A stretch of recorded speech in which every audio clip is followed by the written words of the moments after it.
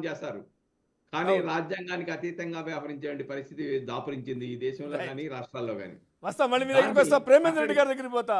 వస్తా సుబ్బారావు గారు. ప్రేమేంద్ర రెడ్డి గారు ఇక్కడ ఒక కీలక అంశం. అది సుబ్బారావు గారన్నా, చంద్రకుమార్ గారన్నా. ఎందుకంటే ఎన్నికలు అనేటువంటిది ఒక అంశం. ఎందుకంటే 3 అంగాలు, ఏదైతే 4 అంగాల్లో జ్యుడిషియరీ, ఎగ్జిక్యూషన్, లెజిస్లేచర్ అనేటువంటిది ఏదైతుందో, ఆ లెజిస్లేచర్ అనేటువంటిది రాజ్యాంగాన్ని పరిరక్షించడం, రాజ్యాంగబద్ధంగా ప్రభుత్వాలు నడపడం, రాజ్యాంగం మీద ప్రమాణం చేసి ప్రధానమంత్రుల, ముఖ్యమంత్రుల, మంత్రుల, గవర్నర్ల, రాష్ట్రపతుల, ఎవరైనా కానీ రాజ్యాంగాన్ని మీద ప్రమాణం చేసి పాలన సాగించడం అనేటువంటిది. కానీ ప్రజాస్వామ్యంలో నేతి బీరకాయలో నెయ్యి ఎట్లుందో ప్రజాస్వామ్యం అట్లాగే అవుతుంది. దానికి కారణం ఎన్నికల తంతు అనేటువంటిది డబ్బు లేదా భావోద్రేకాలే తప్ప ప్రజా సమస్యలో ప్రభుత్వాల పాలనా వ్యవహారమో పాలనా విధానాలు అవి ప్రధాన అంశాలు కావటం లేదు. ఎన్నికల ప్రచార ఎజెండాలు మతం చుట్టో, కులం చుట్టో, ప్రాంతం చుట్టో తిరుగుతాయి, లేదా డబ్బు చుట్టూ తిరుగుతున్నాయి. ఈ 4 కాకుండా ప్రజలు, ప్రజా సమస్యలు, పేద, ధనిక లేదా ఇతర అంశాల చుట్టూ తిరగటం లేదు. ఇది ఇవాళ ఉన్నటువంటి రాజ్యాంగం యొక్క అమలు తీరు అనేటువంటిది. మీరేమంటారు? ముఖ్యంగా పెద్దలు చంద్రకుమార్ గారు కానీ, సుబ్బారావు గారు, శ్రీనివాస్ గారు, ఈ యొక్క డిబేట్ వీక్షిస్తున్న ప్రజలు అందరికీ నమస్తే. చాలా సంతోషం. రాజ్యాంగ దినోత్సవం సందర్భంగా రాజ్యాంగం పైన ఒక డిబేట్ మీరు పెట్టారు. ఇవాళ ఈ దేశంలో ఉన్న యొక్క ప్రధానమంత్రి గారైతే ఆయన మొట్టమొదటిసారి పార్లమెంట్కి ఎన్నికైనప్పుడు కానీ ఆ తర్వాత కానీ ఆయన చెప్పిన మాట ఒకటే, రాజ్యాంగం చేయబట్టే నేను ఒక ఛాయ్ అమ్ముకునే వ్యక్తిని ప్రధానమంత్రి అయ్యాను, ఒక సామాన్య వ్యక్తిని ఇక్కడికి రాగలిగాను అంటే డాక్టర్ బిఆర్ అంబేద్కర్ గారు రచించిన యొక్క ఈ రాజ్యాంగం కారణంగానే నేను రాగలిగానని చెప్పి ఆయన ఒక మాట చెప్పాడు, నాకు పరిపాలనలో కానీ మిగతా విషయాల్లో కానీ నాకు రాజ్యాంగమే భగవద్గీత, రాజ్యాంగమే ఖురాన్, రాజ్యాంగమే బైబిల్ అని చెప్పి కూడా ఆయన చాలా స్పష్టంగా చెప్పడం జరిగింది. అయితే ఆచరణలో ఒక్క ప్రధానమంత్రి గారో లేకపోతే కొంతమంది నాయకులో లేకపోతే కొంతమంది అధికారంలో ఉన్న వాళ్ళు పాటిస్తేనే కాదు, మొత్తం ప్రజల యొక్క సంబంధించింది. రాజ్యాంగాన్ని యథా రాజా తదా ప్రజ అని ఒకప్పుడు, కానీ యథా ప్రజ తదా రాజా అని తర్వాత ప్రజాస్వామ్యంలో వచ్చింది. ప్రజలు మన 140 కోట్ల మంది ప్రజలు ఏ ప్రజల కోసమైతే పోరాటం అని చెప్తున్నారో ఆ ప్రజల నుంచి వచ్చిన వ్యక్తులు కూడా డబ్బులు పంచుతూ ఎన్నికలల్లా ఇంకొకరిని గెలవకుండా చేసే ప్రయత్నంలో నాటోంటో నేను కూడా బాధితున్నా. ఉదాహరణకు చెప్పాలంటే అట్లా ఎంతో మంది ఉన్నారు. మీరు చెప్పిన వాళ్ళు, వారు చెప్పిన వాళ్ళు అందరూ.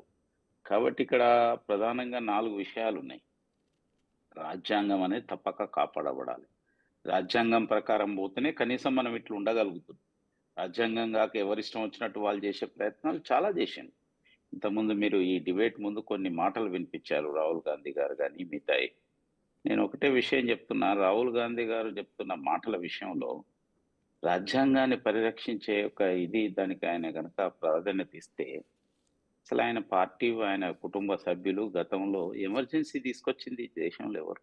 అసలు రాజ్యాంగంలో మొత్తం ప్రాథమిక హక్కులను కూడా పనిచేయకుండా చేసి అనేక మందిని జైళ్ళల్లో కుక్కి, అనేక మందికి కుటుంబ నియంత్రణ పేరుతోని లేకపోతే ఎంతో చిత్రహింసలకు మన యొక్క కరీంనగర్ జిల్లాలో ఒక కోమాల ఆంజనేయులు గారు అని ఒక బలహీన వర్గాల అడ్వకేట్, ఇప్పుడు ఆయన వెన్ను మొత్తం కొవ్వొత్తులతోని చిల్లులు పట్టి కాల్చిండు. అటువంటి సంఘటనలు ఎన్నో ఉన్నాయి నేను అనేది. అంటే అటువంటి యొక్క విషయం జరిపిన వాళ్ళు ఇవాళ రాజ్యాంగాన్ని నేను కాపాడుతా, తర్వాత రాజ్యాంగాన్ని కాపాడడం అంటే ఆయన ఏం మాట్లాడుతున్నాడంటే అది జనగణన, తర్వాత రిజర్వేషన్ 50% మార్చడం విషయంలో నాకేం అభ్యంతరం లేదు. సుప్రీంకోర్టు కానీ లేకపోతే ప్రభుత్వాలు అందరి పార్టీలు కలిసి ఆలోచిస్తే 50% కాదు, లేకపోతే జనాభా పరంగా రిజర్వేషన్స్ ఇచ్చినా ఎట్లు ఇచ్చినా ఆ విషయం వేరు, దానివల్ల నాకు వచ్చేది. కానీ మరి హిమాచల్ ప్రదేశ్లో ఎందుకు కులగణన జరపడం లేదు? వాళ్ళ యొక్క ప్రభుత్వమే కదా మన యొక్క కర్ణాటక అండ్ తెలంగాణ గురించి చెప్పిండ్రు. తర్వాత బీహార్లో ఎన్డీఏ ప్రభుత్వం ఉంది, అక్కడ కులగణన జరిపిన తర్వాత ఏమన్నా బ్రహ్మాండమైన యొక్క చేంజెస్ వచ్చినాయా? లేకపోతే ప్రజలలో చీలిక కోసమే ఉపయోగపడుతుందా? లేకపోతే దానివల్ల ఏమైనా ఫలితాలు వచ్చినాయా? ఈవెన్ కులగణనకు కూడా నేను వ్యతిరేకం కాదు. నేను చెప్పేది కాబట్టి దాన్ని మూడుగా మనం అధ్యయనం చేయాలి. మరి హిమాచల్ ప్రదేశ్లో ఎందుకు జరుపుతలేరు? వారి ప్రభుత్వం ఏముంది కదా. నీకు అంటే ఇక్కడ అక్కడ ఇక్కడ ప్రశ్న ఒక ప్రమేంద్ర రెడ్డి గారు నేనేమంటున్నా అంటే కులగణ అనేది అని చెప్పని రాష్ట్రాలు చేయటం బెటరా అని చెప్పని దేశం చేయటం దయచేసి బెటరా మీరు అనేది మీరు ఒకటి. నన్ను నేను అనేది మీరు వారిద్దరు పెద్దలు మాట్లాడినప్పుడు అడ్డం రాలేదు.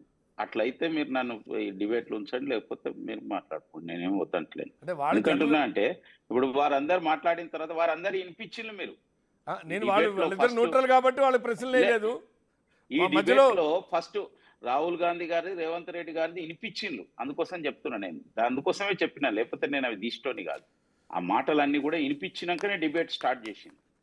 తర్వాత ఇంకొక విషయం ఏమంటున్నా అంటే, అసలు రాజ్యాంగం ఆయన చదివిండా అంటున్నా. రాజ్యాంగం ఓ చిన్న పుస్తకం పట్టుకొని అందులో తెల్ల పేపర్లు ఉన్నాయని ఆ మధ్యన మీడియానే బయటికి తీసుకొచ్చింది. తెల్ల పేపర్ల పుస్తకం పట్టుకొని పైన కవర్ వేసినంత మాత్రాన అది రాజ్యాంగం ఎట్లయితుంది? అసలు రాజ్యాంగం ఉండాలంటే ఎంత ఉండాలి, దాంట్లో ఎంత మ్యాటర్ ఉండాలి? ఆయన చదివిండా? అసలు ఆయనకు అన్ని విషయాలు తెలుసా? రెండోది, ముఖ్యమంత్రి గారు మాట్లాడింది కూడా చెప్పారు. ఈ దేశంలో రెండే కుటుంబాలు ఉన్నాయి, ఒకటి మోడీ పరివారు, ఇంకోటి గాంధీ పరివార్. నేను మోడీ పరివార్ని ఒప్పుకోను. భారత్ పరివార్ ఉంది ఒకటి. రెండోది గాంధీ పరివార్. అంటే గాంధీ పరివార్ ఉండొచ్చు, అసలు గాంధీ పరివార్ లేదు, నకిలీ గాంధీ పరివార్ ఉంది.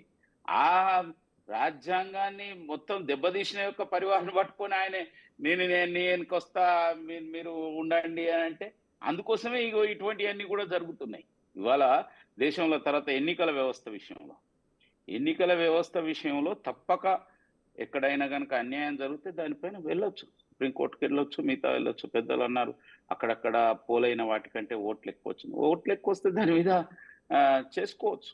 ఎందుకనంటే ఈవీఎంస్ ఎట్లా మార్పు చేశారంటే, ఈవీఎం సమస్యలు వచ్చినప్పుడు అందుకోసమే ఆ యొక్క ప్రింటెడ్ స్లిప్స్ వచ్చేటట్టు కూడా పెట్టారు. ఎప్పుడైనా ఎక్కడైనా ప్రతి ఒక్క ర్యాండమ్గా ఒక ఎన్నికలో ఒక అసెంబ్లీ కానీ పార్లమెంట్ కానీ ర్యాండమ్గా కొన్ని బాక్సులు తీసి అందులో కేవలం ఈవీఎం నుంచి ఎలక్ట్రానిక్ లెక్క పెట్టడమే కాకుండా ఆ స్లిప్స్ ఏవైతే ప్రింట్ అవుతాయో వాటిని కూడా లెక్కపెట్టి సరి చూసుకున్న తర్వాత మిగతా యొక్క కౌంటింగ్ చేయాలని చెప్పి దానికి ఒక సిస్టమ్ పెట్టారు. లేకపోతే ఎవరైనా రివ్యూ పోయినా రీకౌంటింగ్ పోయినా కూడా జరిగేది అదే. కాబట్టి ఇవాళ అలాంటి యొక్క ఇవి ఉన్నాయి. అయినప్పటికీ వాటి మీద మనకి ఇబ్బందులు ఉంటే ఎవరు ఎక్కడైనా పోవచ్చు. ఇవాళ ఒక పార్టీ గెలిస్తే విచిత్రం ఏంటంటే, ఇవాళ సుప్రీంకోర్టు, మీరు చెప్పింది నేను కూడా విన్నాను, సుప్రీంకోర్టు ఇదే ఆంధ్రప్రదేశ్లో జగన్ గెలిచినప్పుడు చంద్రబాబు నాయుడు గారు అది ఈవీఎంలు ట్యాంపరింగ్ అని చెప్పి మాట్లాడి, ఇవాళ చంద్రబాబు నాయుడు గారు గెలిస్తే జగన్ ఈవీఎం ట్యాంపరింగ్ అంటూ, ఇది ఏమిటి అంటున్నా అంటే, ఇప్పుడు ఒకవేళ ట్యాంపరింగ్ అనే విషయం కనుక వస్తే దాన్ని ఎప్పటికి పట్టుకోవాలి? దాని విషయం తేలే వరకు, ఎలక్షన్ లేనప్పుడు కూడా దాని విషయం సుప్రీంకోర్టు కానీ ఎలక్షన్ కమిషన్ ఆఫ్ ఇండియా, మొన్నేదో హర్యానా తర్వాత ఖర్గే గారు ఆ మాట అన్నారు. అంటే ఎలక్షన్ కమిషన్ 1600 పేజీల రిపోర్టు లెటర్ రాసింది వారికి. దాని మీద రియాక్ట్ అయ్యి ఖర్గే గారు దాని మీద